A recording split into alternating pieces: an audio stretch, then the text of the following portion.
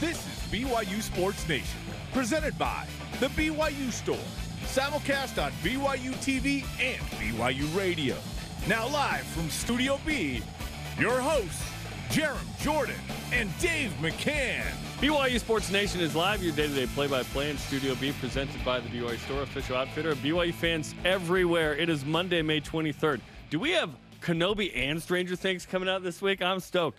Thanks for being here. I'm Jarom Jordan. Spencer Linton. Top Gun too, right? And Maverick, yeah. It's like the trifecta of It's huge. Of course, you'd bring that up. I know you love your 80s movies. Yes, thank you. I forgot. Spencer Linton still recovering from gathering all the red rocks by the bushelful he could get. He's a gatherer. So, he's not a hunter. He's a gatherer. So I'm teamed up with a guy who's always used Monday to recover from a busy weekend. Sometimes yourself. you have to. Dave McCann. We had the 3 baseball games, Thursday, Friday, Saturday, and we had all the weather patterns come through. All 3. And at one point Friday night, I said to Gary in our show, I go, look around. It's pouring rain. It's sunshine. There's wind and there's snow at the top of the mountain falling all at the same time. And the kids from California, from LMU, are just sitting there going, what in the world is going on up here? Greg Grenberg's going, what is this? Yeah. That's May in Utah. Yeah. All Utahns know, but forget every year, including myself, that it will snow in May. What we usually do have, though, every year, we do have a baseball game, at least one, where it's like, oh, it's so hot, you know, everyone's got to stay hydrated. Yeah. And instead, this year we had cool games just about every game, and some really cold. Yes. It's like this was a weird weather spring. At least the booth is inside now. There were games that back in the day, renowned sports psychologist now and motivator Justin Sua and I were calling games. Literally, we were outside on the porch in early May, and it is snowing, and I've got a heater at my feet just to survive. As legend has it, we were out there one day, and I said, "Why aren't we in there?"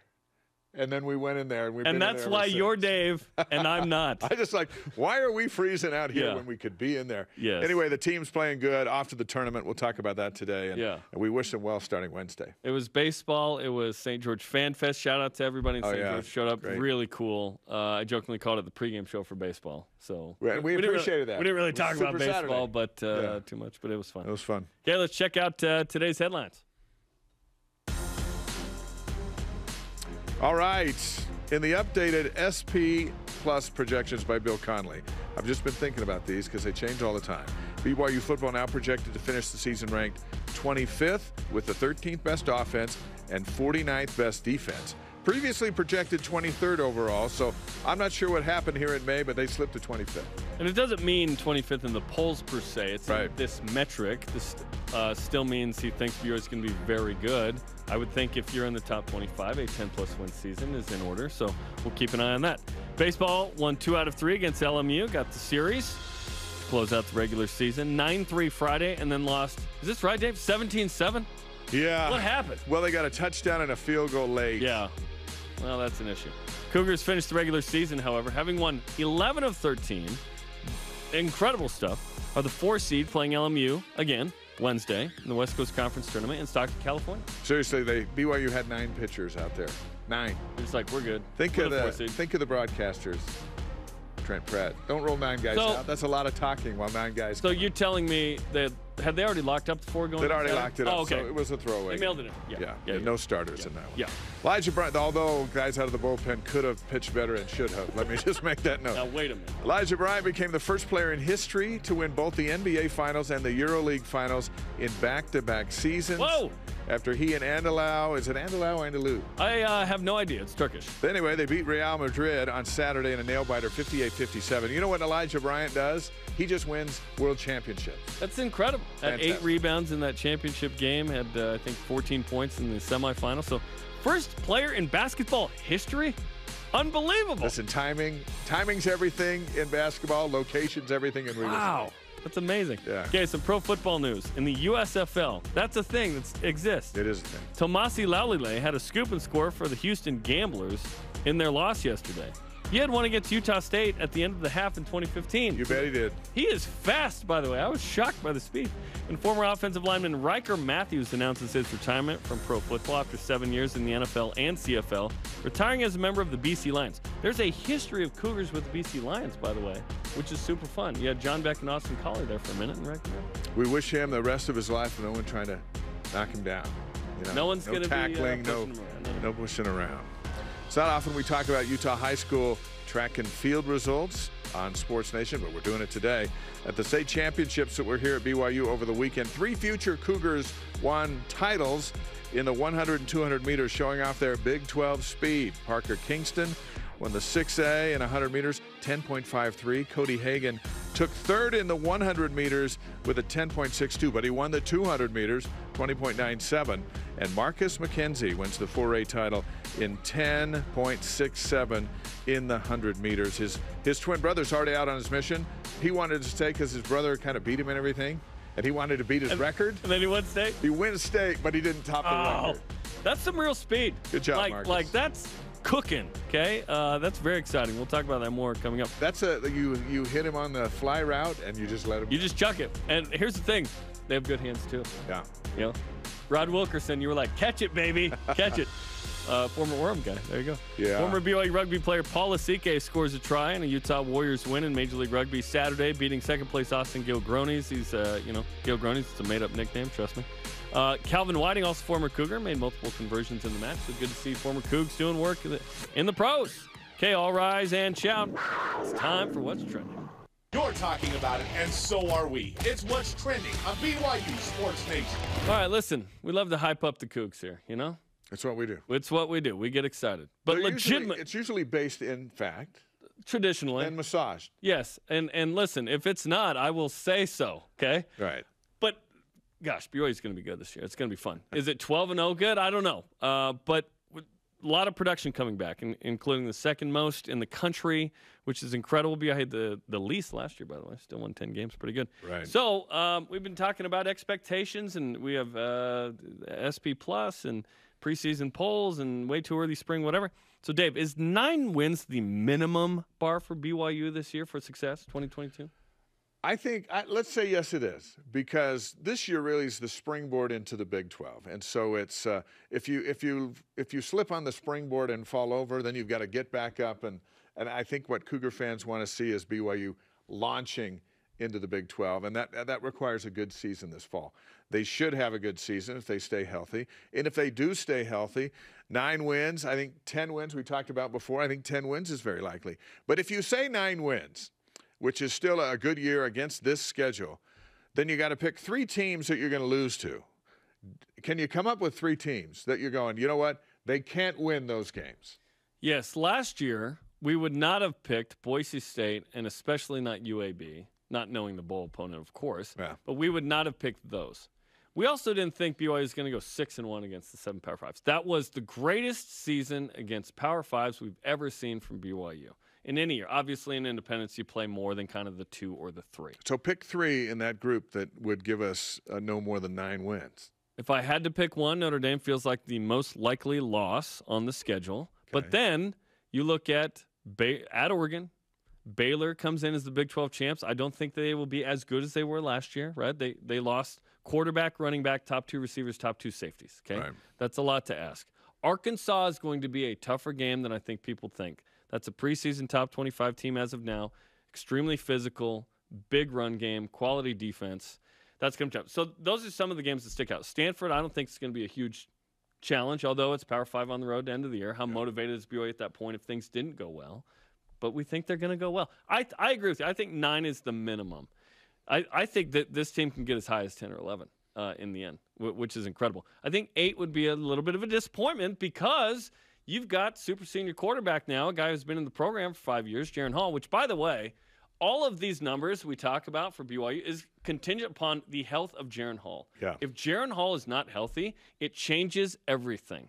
Because Jacob Conover is still a young dude when it comes to FBS foot. He's played a half.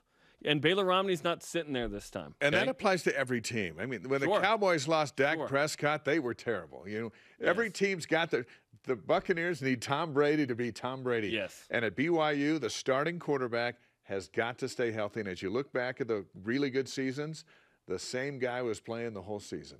And Zach Wilson played the whole season, went number 2 in the draft. That's got to happen for Jaron Hall. Yes, absolutely. And the fact that this O-line is stacked is super exciting. We're pretty confident for let me counter this just for the sake of conversation. We're pretty confident in a team that just lost to UAB in a bowl game and lost Tyler Algier. Yeah. But we feel like UAB was an anomaly, injured. Also, it makes me laugh every time someone tweeted at some BYU fans in the scout out after the bowl game. You guys are about to be Power 5. When you lose a bowl game to a G5, you just say you weren't motivated. That's the world you can live in now. And I thought, we can actually say that? That's pretty cool. And the fact that Christopher Brooks is a quality dude that we think can be kind of 1,000 to 1,200, maybe more kind of guy. Not expecting 23 touchdowns and 1,600 yards. If you put Luke Staley healthy back there, though, I would expect like 2,000. Right. It would be an unbelievable year. And you have Puka Nacua and Gunnar Romney with some good young studs, Keanu Hill and Chase Roberts and Cody Epps, not to mention defensively.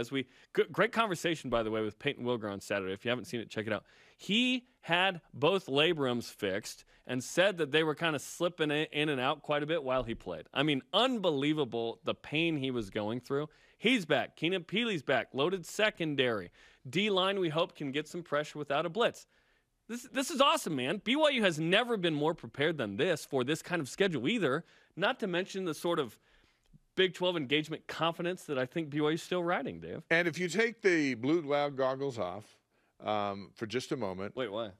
I'm just saying if you did, because a lot of people have this show on it with a blue filter. Absolutely. I'm just saying if you just take those off for a minute and you look at back when BYU's been really, really good, they have been solid in the trench. Mm-hmm. And it doesn't matter who the quarterback is, running back is, receivers. I mean, it does, but if you can't block for them or protect, then it's been a long, struggling season, or a season of highs one Saturday and lows the next Saturday.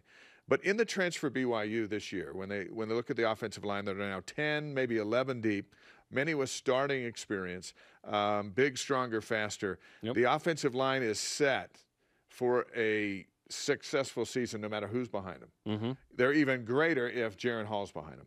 The defensive line, Elisa Tuiaki has told us, they're going to be better. They're going to kind of be the secret of the season. They're going to be the surprise of the season. He thinks they'll be better than they've been. Good. So if you're solid on both trenches, then you're poised to have double-digit wins. Yep. That's how you do it. Yep. And when we have not, or any team that hasn't, there's usually peaks and valleys with a few more valleys.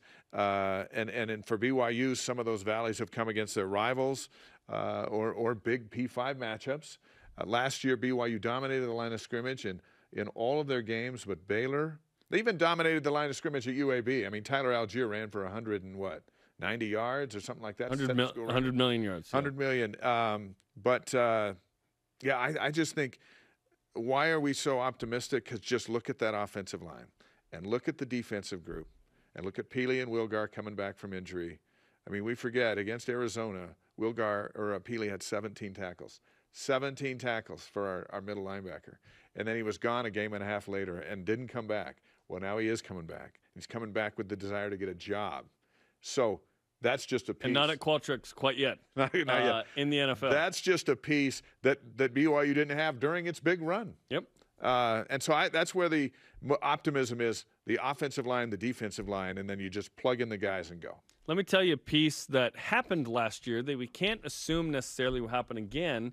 It takes great effort to do this.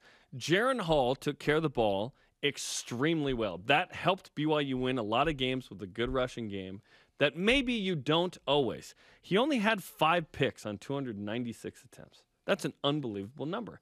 And BYU is not one of those teams who just checks it down a lot. They throw it deep like this to Keanu Hill, okay? He also fumbled and lost a fumble once, okay?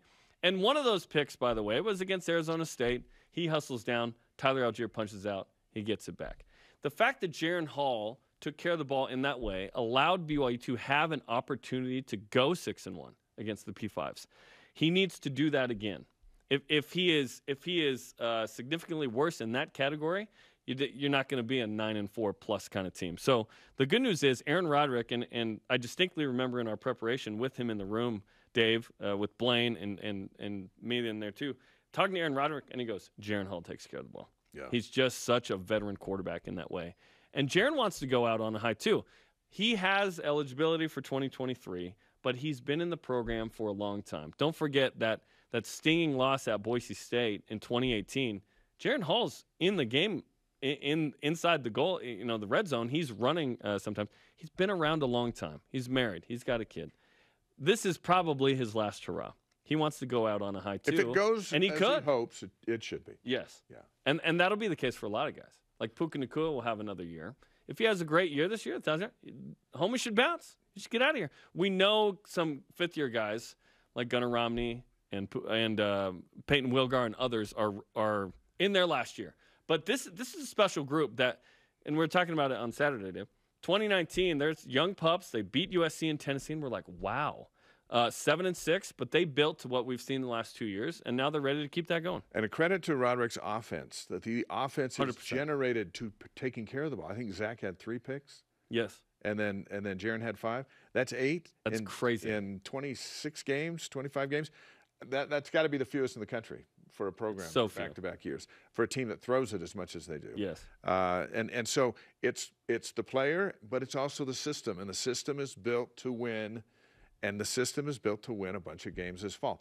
9, 10, maybe more if they stay healthy. That's what it's built to do. Mm-hmm. Let's go. Okay, our question of the day is this. Is 9 wins the minimum bar for success in 2022? Let's hear from you and Voice of the Nation.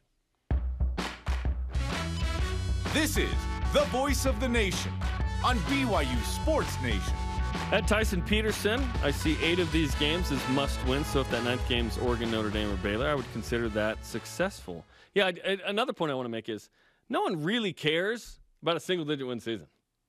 But we'll go, if BYU goes 9-4, we'll go, hey, that was a good year. But I mean nationally. Yeah. Like if BYU wins 10+, you're in the top 25 for sure to end the season.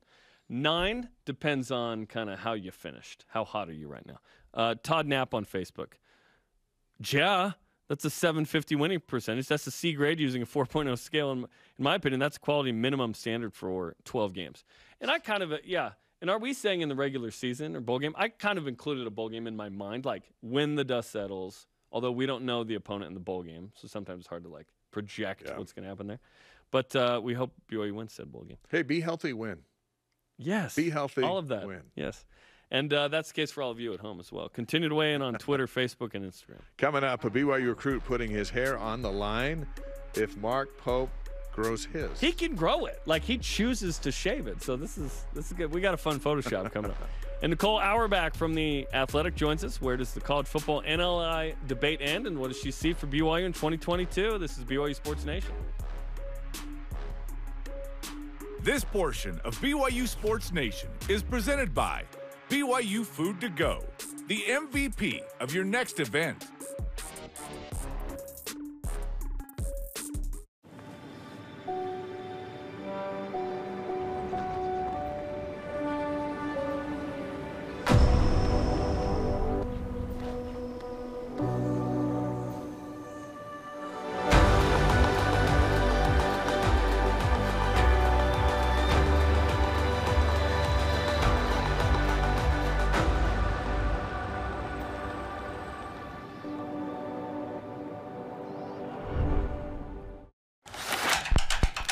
Professor Rock here. The Food Nanny.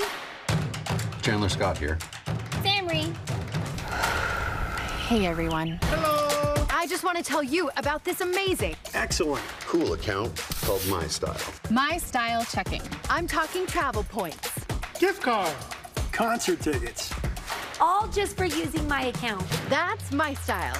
So check it out. Give it a shot. Open your My Style checking account today. Tim Daly Ford in Spanish Fork offers a large inventory of Ford vehicles, including a selection of cars and trucks, providing a range of transportation choices. From the Ford Fusion sedan and the Edge crossover SUV to a range of pickups including the F-150. Each product line comes with options to enhance performance, comfort, and safety. Think Ford, think Tim Daly Ford in Spanish Fork.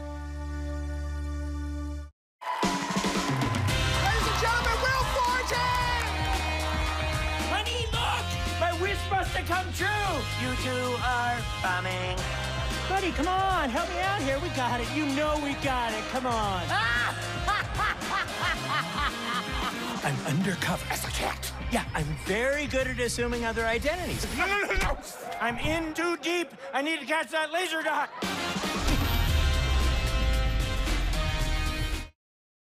BYU Sports Nation is presented by the BYU Store, official outfitter of BYU fans everywhere. After taking 2 of 3 from LMU over the weekend, the Cougars faced the Lions again in the WCC tournament on Wednesday night. Listen to the game at 10 Eastern on BYU Radio with Jason Shepard. Those black uniforms looked great on senior day. Fantastic. I wish they had generated more runs. They gave up a lot of runs. They did give up a lot of runs. Yeah, entertaining game that you called. We're in Studio B. Jarom Jordan alongside Dave McCann. Now joining us is one of the best writers in America from The Athletic. Nicole Auerbach joins the program and is back on BYU Sports Nation for a second time. Nicole, thanks for joining the program. Yeah, thanks for having me. It's May, and we've got a lot to talk about. Typically, it's like a slow time of year, feels like. Maybe it's not for you. You're writing about all the offseason stuff, but gosh, we've got a lot to discuss. So let's start with name, image, and likeness. At some point, do you feel like there will be federal regulation regarding this, or is it going to be somewhat chaotic and we'll have more feuds between head coaches? Because, my gosh, that's been awesome. Yeah, that was definitely a news cycle I did not anticipate, but the question of federal legislation is an interesting one. I think that there was a lot more pressure this time last year as we were getting closer and closer to that July 1st deadline to get something done from a legislative standpoint. I think right now we're kind of already existing in the world. Everything is still going. People still watched college sports all fall and winter. So I don't know if the urgency is still there when Congress has so much else that they need to focus on. But then at the same point, you have midterms coming up, and I think that there's different lines of thinking around that. Well, if the Republicans retake, Congress, are they more likely to pass an NIL specific law? Meanwhile, more on the Democratic side, they're more interested in adding more packages around it, right? Like, healthcare guaranteed for the rest of an athlete's career and a number of other areas. So I think that's part of the issue is how narrow, how broad can it be? How important is it for these senators and representatives to do? And then also just, again, like it's very politically popular and it's united a lot of people to come against the NCAA. But if the world is already there and if this deregulation is already here and more rules are going to be deregulated because, of the Alston ruling, the Supreme Court case last year, and just the need to deregulate more things, should people just get comfortable living in a messier world? It's not going to have a million rules that tell people what they can and can't do. This is what it's going to be, where it's going to be more up to schools, going to be more up to individual states. So I kind of think that that's more where people need to be thinking about living, and then see what comes with federal legislation, antitrust exemptions if they're possible, and all of that. But I think right now people just need to get used to living in a space where people are operating by different rules. You're not sure if the NCAA is going to investigate anything, and you're just kind of in this space where things that you thought were against the rules and horrible for so long are now allowed. And that's why you have coaches arguing and sniping at each other because they want to be seen as doing things the right way. And for so long, they were told that this was something that you can't do. And this is something that, the bad coaches do, the ones who don't do it the right way. So that's part of the process too. I think unwiring people's brains about allowing this to happen and the enterprise to continue onward.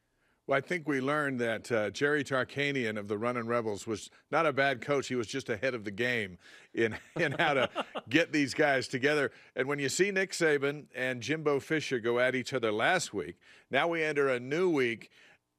As I listen to those two guys go back and forth, to me, it revealed that this problem is bigger than most people think. If those two programs are arguing over which one has the advantage over the other, when the rest of the programs down in the lower tier are just fighting to get good athletes. I think it says quite a bit about those two coaches, and these are programs that always recruit at a really high level.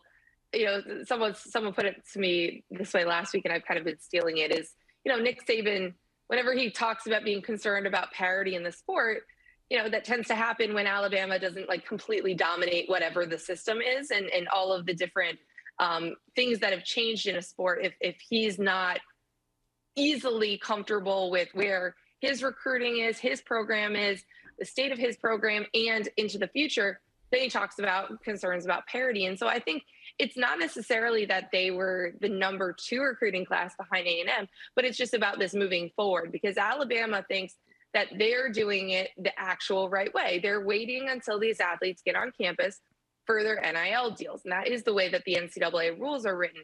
And they see and they feel that there are recruiting inducements out there, that there are deals essentially contingent on going to a certain school. And this is part of what the NCAA is attempting to crack down on, or at least clarify, because if collectives are boosters, then they you have to adhere to all the same rules as boosters did, which is you can't contact recruits. So that's where a lot of this tension is, and where people are saying that others are cutting corners or getting an unfair advantage is the money people talking to recruits before they get to campus. The idea, again, is that you're an established college player and you're marketable, and then you have a deal, but you're already enrolled in school. So that's the crux of what Saban is upset about, because I think he does worry that if they are doing what they're supposed to by the letter of the law, but other people are offering deals to recruits, meeting with recruits, that will impact their future recruiting. And he likes to have the advantage in all situations.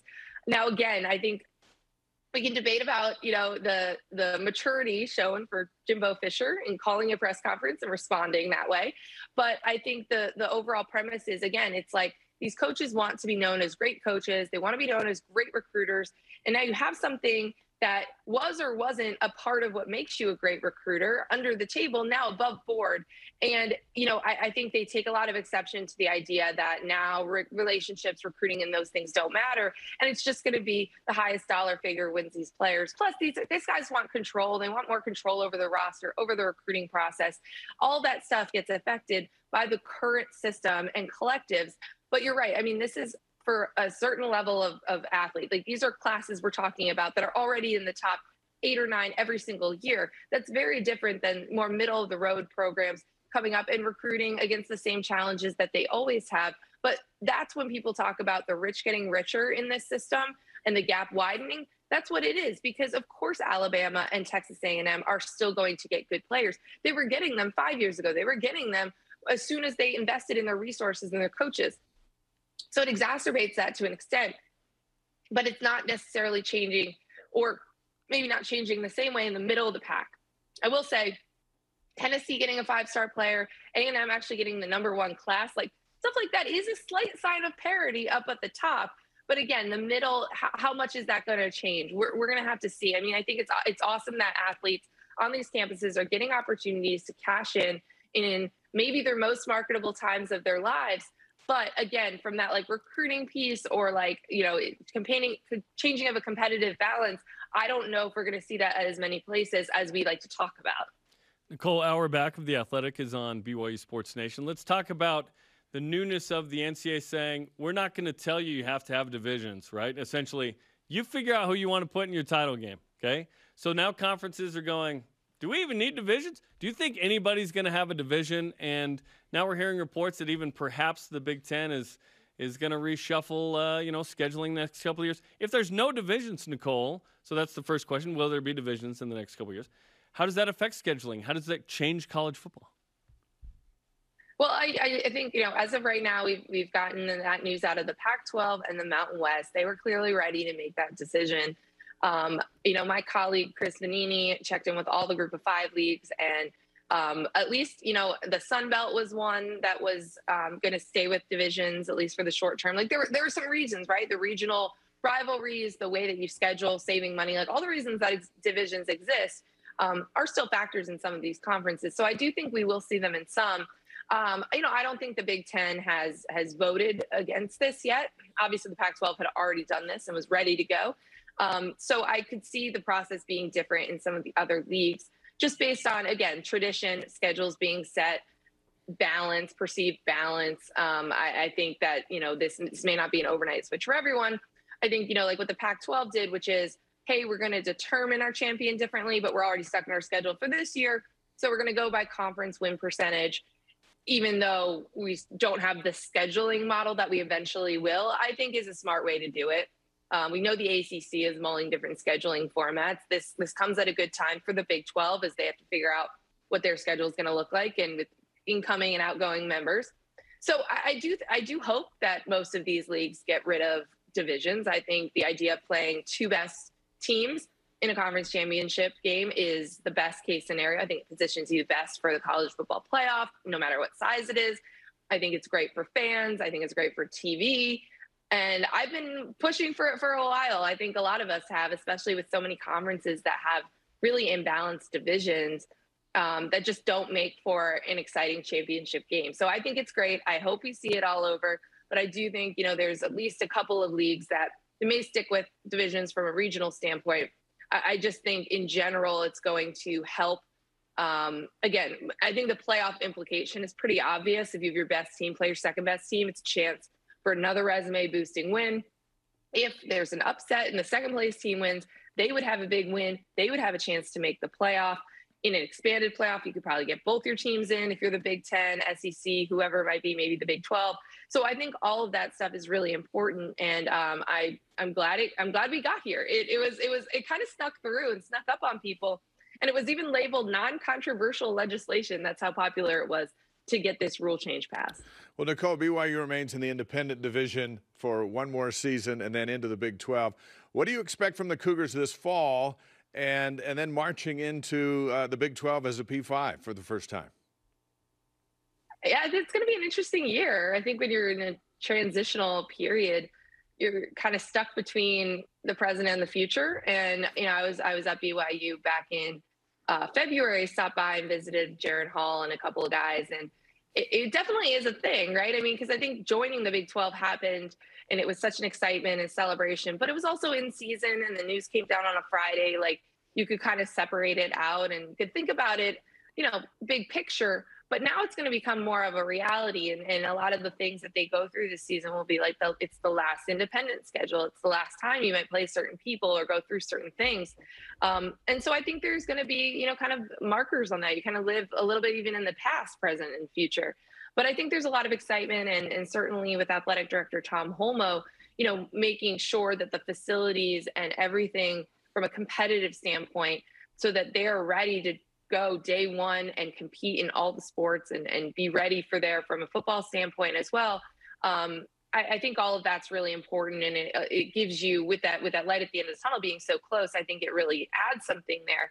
But I'm sure there's a lot of fans who are, a little bit struggling with the fact that they probably loved playing an independent schedule and playing teams all over the country. I think it was great for the BYU brand to get out there for, fans who live all over the country. So trying to balance keeping some of that with the part of the schedule you can control, but also the real excitement of getting to a Power 5 league after so long of trying to do just that, I think is incredibly exciting. But I just feel like you probably feel like you're living in two different worlds, and in the world of independence and then also in the world of Big 12.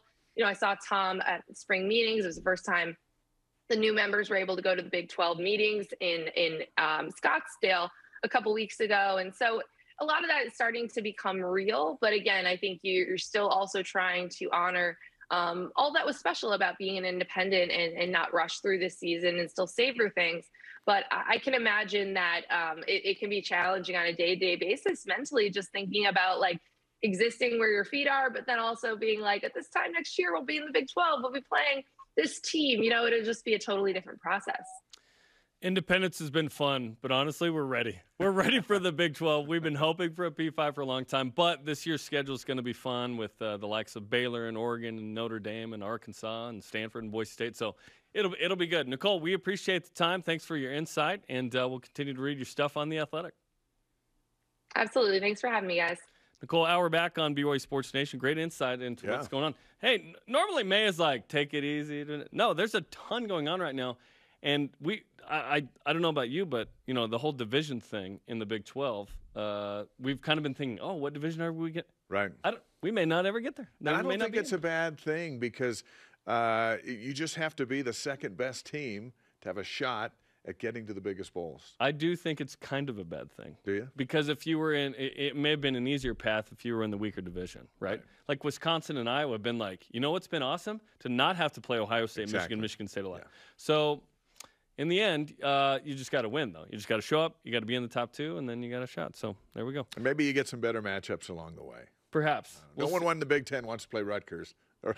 Or maybe they want to play Rutgers every week. Or maybe they do. Yeah, in Maryland. Yeah, exactly. Coming up, Heather Olmstead joins us to talk about her upcoming summer coaching with Team USA. And the Colin Chandler, Mark Pope hair swap you never knew you needed. That's coming up. This is BYU Sports Nation.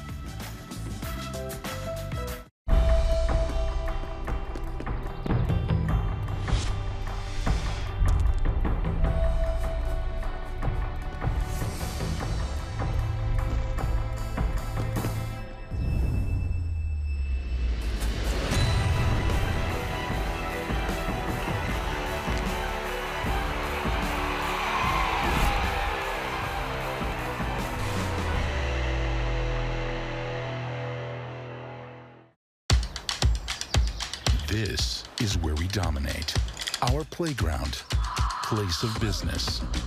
This is our promised land, where we seek to find ourselves. And we're here to make sure the spaces our best prove themselves on appear how they should.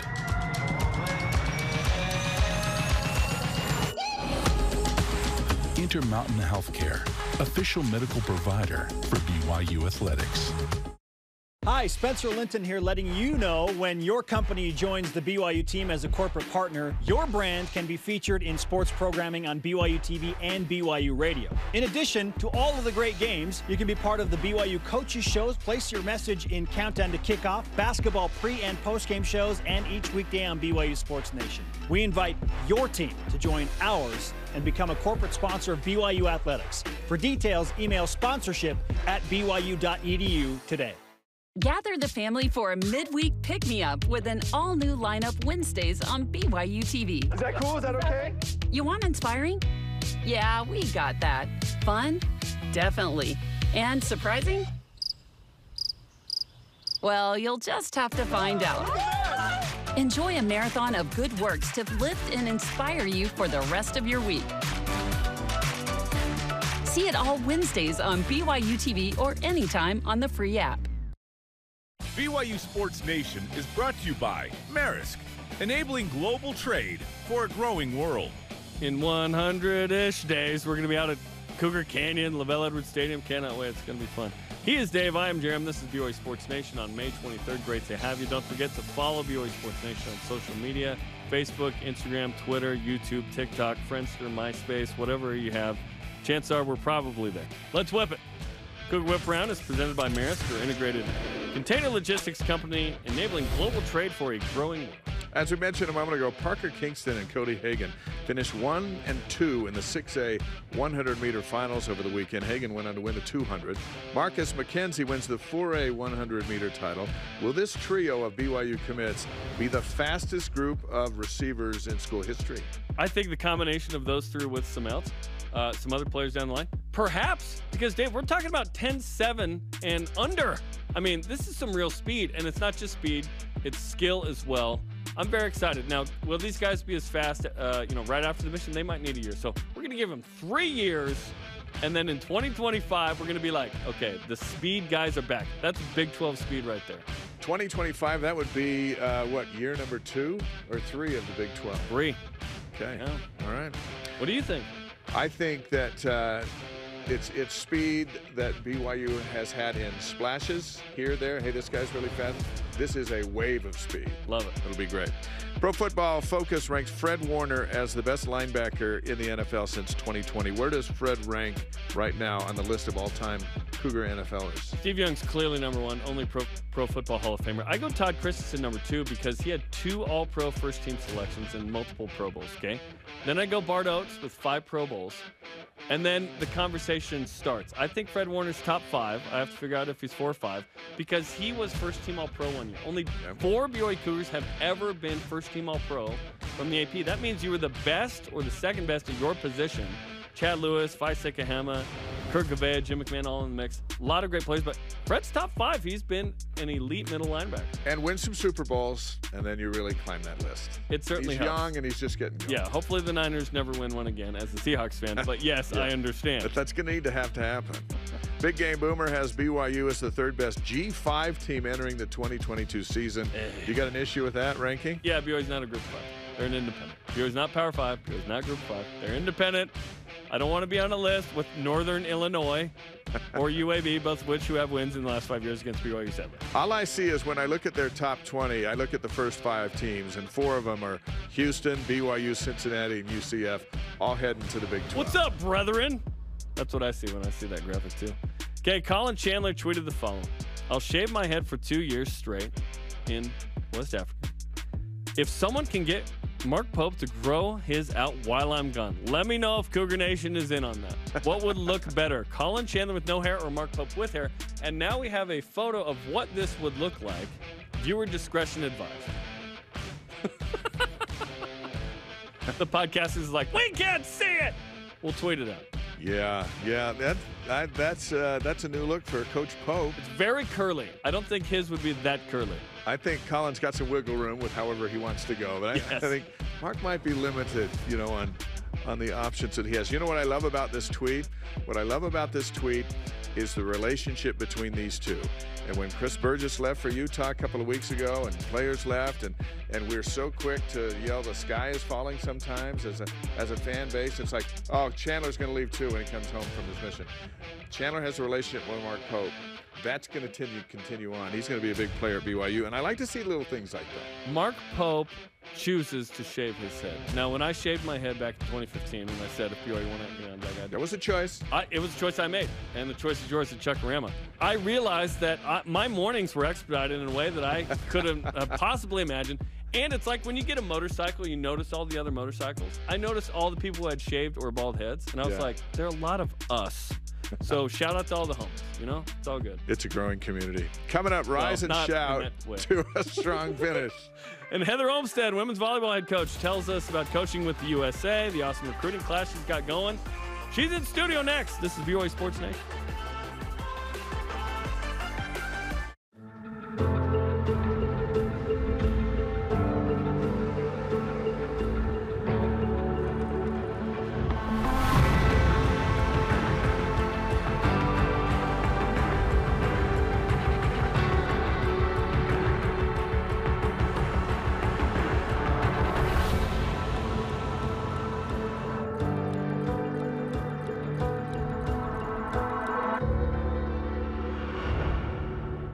I know what it's like to be overlooked, to be doubted, to fly under the radar. I only had one offer coming out of high school, but I was ready for every moment, every opportunity, and every shot that I got. Now I'm playing professional basketball, aiming to be one of the best shooters on the planet. And I'm just getting started. Be ready for your moment with Rapid Reboot, the future of rapid recovery. Don't you just miss the good old days?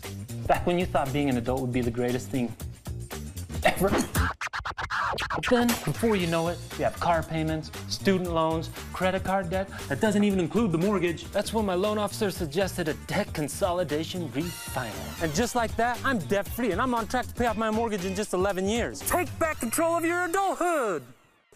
Hey. Find out how he did it at intercaplending.com/debt-free.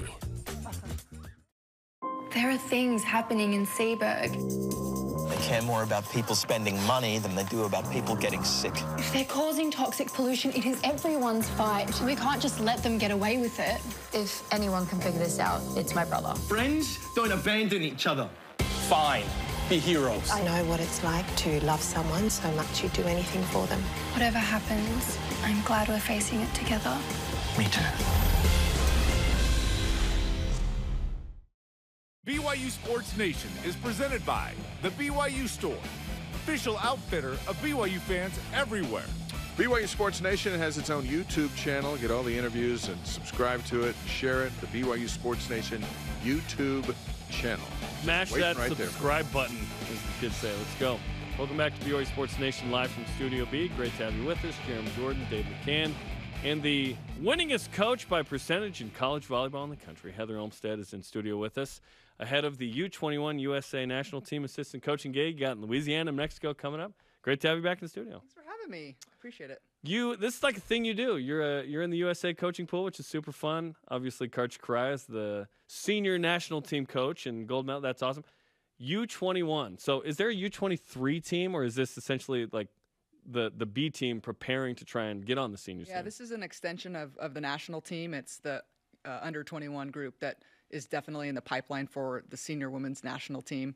What's cool about this opportunity, and I'm blessed and lucky to be a part of it, that I get to learn from Karch and his staff. The cool thing is that we are going to be in Louisiana alongside the VNL, where the senior women's team is going to be competing next week. So that's a huge opportunity for our coaching staff. I get the opportunity to learn from great coaches within our own coaching staff, but you get to watch the senior women's national team. We're going to watch some matches against Brazil and Canada and Dominican. Yeah. Huge opportunity for the girls on our team. What kind of things do you pick up as a coach? Because you're very successful at being a coach. Do you come back going, hey, there's a couple things I never thought of? Absolutely, yeah. If I'm not going to learn and to get better and to bring things back to BYU, I'm not doing my job. So looking for things within our staff, like I mentioned, I get to work with Dan Fisher, who I've worked with before, John Newman, and just a wonderful staff all the way around. And the players, the things you can learn from the players by listening and by observing, it's hopefully going to make me a better coach here at BYU to bring back for our team for this fall.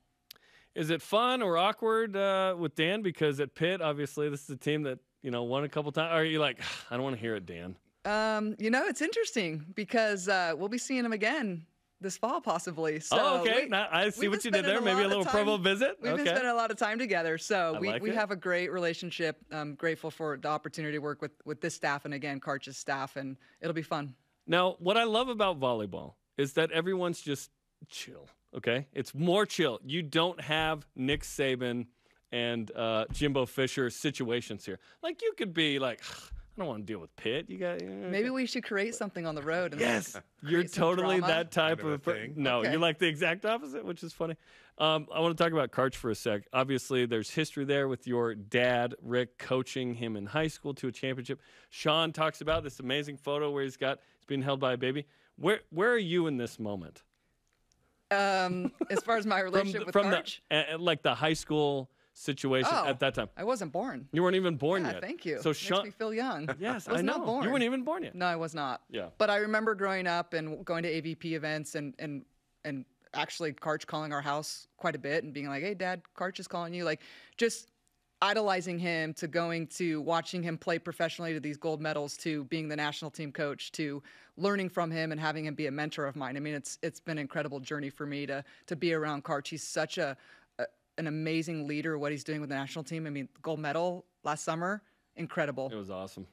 We're in this wave on campus the last few years of dominant sports, and a lot of these players are going to the national stage. We're seeing it in soccer and seeing it in volleyball, of making a name for themselves at the next level and kind of bringing BYU's reputation with them. Yeah, it's exciting. We've got two of those players this summer in Aaron Livingston and Heather Knighting that are going to go play on the collegiate national team. That's another cool opportunity for them because the national team will be in Anaheim training in June, I think back from the VNL or a break between, and they'll be able to see the national team train and get to train a week there. And so, yeah, we want to do everything we can to help the players that come into our program get better and achieve their goals and dreams. And if USA is one of them, we're right there with them, supporting them, and we want to get them out there. Absolutely, and they're two of your talented team that you're bringing back, which we're excited about. It was such a fun season last year. And then you bring in 5 newcomers, Hannah Billiter, Eden Bauer, Briley Decker, Natalie Moravec, and Kate Pryor, who are all in the top 150, which is exciting. You continue to recruit at a high level. Yeah, we're excited about the 22 class. We had 3 of them here in the winter, so that was cool to get to train with them and get them in the gym and bring them up to speed. And then we have 2 transfers as well, Kelsey Knudsen and Abby Olson, who will be joining us this fall. So really 7 newcomers. I think a lot of new faces for the fans that they can get excited about. And Kelsey's from St. Mary's, yep. Was that right? And then where's Abby played from? At Wyoming and just got married. Congrats. In Wyoming, okay, very Tion, nice. last week, Saturday. Oh, to Tion Taylor? Yeah. Oh, of the men's volleyball. Yeah. Very nice. That's exciting. This is an interesting time for Gordon Eakin, the softball coach, having been left out of the NCAA tournament after being so good at a program record number of wins. But the strength of the WCC didn't give him any help. in getting into the tournament. You've been a victim of the WCC as well as being a dominant team, a national team, and get seated 11th or just not where you want to be. It's your last year in the WCC, and then you go to the Big 12. Are you looking forward to that switch? Because obviously the competition's greater in the Big 12. And how do you find the balance of being the big fish over here, being a more competitive fish over here, and having it benefit in the postseason seedings? Yeah, we're super excited about our last season in the West Coast Conference. We love the conference. We love the coaches, the camaraderie, the players that we play against. It's the road trips. The road trips, the weather, everything's just been such a joy for us.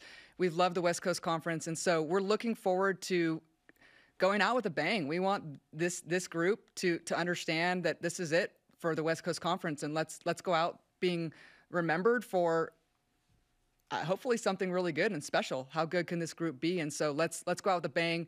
But we also have control over those things and how we schedule. And so it's a little teaser for our non-conference schedule we're going to release pretty quickly. That's twice now, and you're getting me real excited because this morning I was going, hey, I want a volleyball schedule. I want a soccer schedule. Coming soon. At least put and at least some of the Big 12.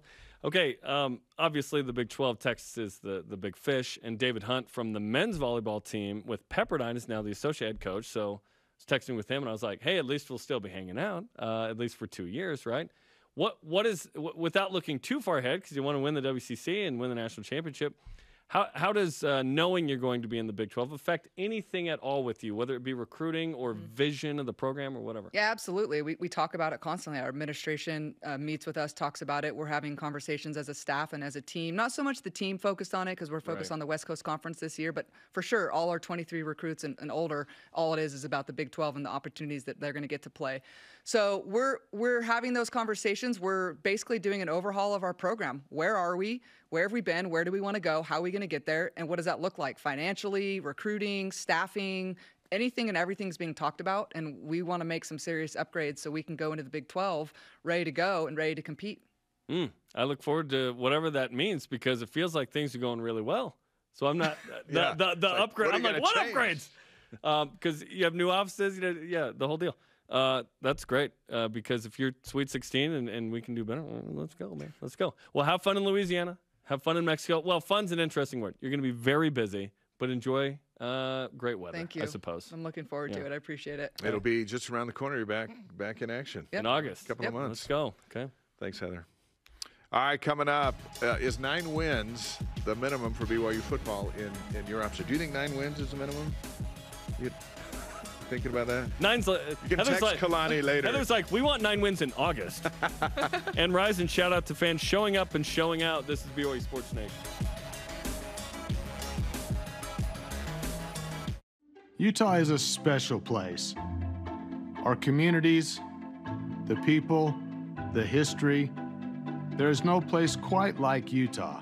At Siegfried and Jensen, we're honored to say that we are from Utah.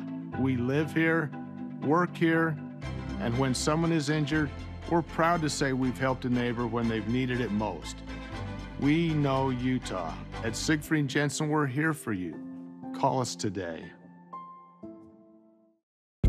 Trio Orem Senior Living believes in empowering seniors to live life to the fullest. We help eliminate stress out of daily life when you live at Trio.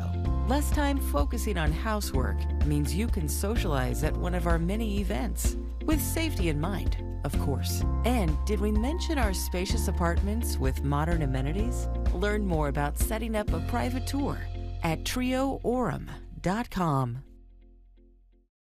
Hey family, if you're looking for something new to watch, stop scrolling and start streaming.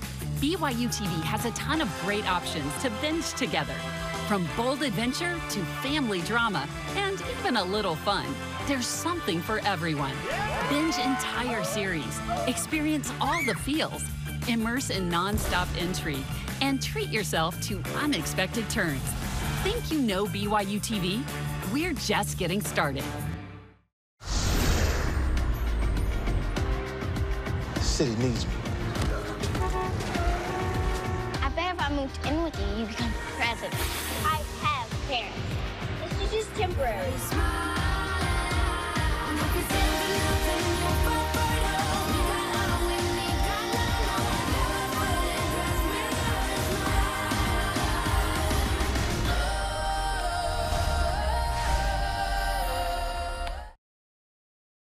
This portion of BYU Sports Nation is presented by Mountain America, the official credit union of BYU Athletics. BYU Sports Nation is always available on demand via the free BYU TV and BYU Radio app. Or download the podcast. Just Google BYU Sports Nation podcast. And don't forget to subscribe, rate, and review the show. Look at those good times in St. George on Saturday. You guys were rock stars. Excellent weather. It was great. I felt bad. We had to bounce about half an hour after because Spence had a dance recital he had to get to, and I had a rugby game I was calling. We were out of there quick. Normally we love to stay there. Correction on something I said in the last segment. I said the BYU lost to Pitt twice last year. It was just once. The second game was at Pitt against Purdue. Had they beat Purdue, they would have had a shot at Pitt, right? Yes, in the next it would have been round Pitt on in the that next floor. round. Yes, We're looking exactly. forward to a rematch, and then Purdue got them. Well, and Heather basically told us Pitt's returning the game this year, which is tremendous. So huge for the Smithfield House. They should have a great schedule. They're going to challenge themselves. Looking forward to when that becomes public. Or I could just show you on the paper right now. No, I'm going to cover that up.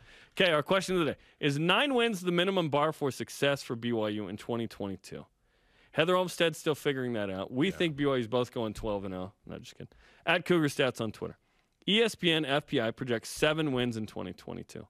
Some too early polls will have BYU facing 4 ranked teams and 2 others who will at least flirt with being ranked. That sounds like a recipe for a lot of close games, a lot of volatility in the number of wins as a result. Now, that's something we haven't talked about. I love hearing all points of the conversation here. Is in a lot of these sort of 50-50 games, Dave, if BYU isn't on the high side of sort of these pick'ems, these then you're in trouble. BYU's got to be success. Let's say there's 4 pick'em games this year, which I would argue Baylor at home, at Oregon, Arkansas, Stanford, Notre Dame. I would say that's Notre Dame should be favored in that one. If BYU wins that one, that's a nice win. But probably those one at Boise State, we could throw in that mix. Those are games BYU's got to go at least 2-2, 3-1 kind of deal in those 4. And there's games like Liberty. That's a tough road trip. You just got to go take care of business. Utah State and Wyoming coming in here in September. Those are tough G5 opponents. They're better than they used to be. Yeah. And so BYU has to be at their best, every Saturday to roll through this kind of schedule. And that's hard to do. It's hard to beat your best every Saturday. We assume certain things, right? We talk about the games that we think are the ones BYU might lose. But, again, BYU lost to 2 G5s last year. We do expect them to beat Utah Tech on BYU TV. Live on BYU TV November 19th. Yeah, absolutely. We do expect I feel like we have to say live on BYU TV every time. Yeah. We did not scout out the football team when we were down there. I just want to make sure that would be illegal. They got some new logos and stuff. They're going to look good. Yes, they do. Yes, they do. Ask Reddit College Football about what they think about it. Today's Elite Voice of the Day is presented by Sundance Mountain Resort. Steven on Twitter. In my opinion, we have to win all the games we should and must win 2 out of Oregon, Arkansas, Baylor, and Notre Dame. That's the level of ball we'll need to be playing to have success in the Big 12. I won't be sad about 8 or 9 wins, but it won't mean success to me. Okay, so Steven wants 10+. All right. Today's Rise and Shoutouts are presented by Mountain America, the official credit union of BYU Athletics. Shout out to the St. George homies. They showed up, and we had a great time together. It was awesome. Shout out to Trent Pratt. Cougars have won 11 of 13 heading into the tournament. He inherited this team after a Santa Clara sweep a few weeks ago, and they have come together. They're playing good baseball. They win this tournament this week, they're going to the NCAA tournament. Absolutely. Our thanks to today's guests, Nicole Auerbach and Heather Olmstead. Sorry to end a spin in no time for Dave. I'm Jarom. Shout out to Apana Nakayama. We'll see you tomorrow for more BYUSN. Go Cougs!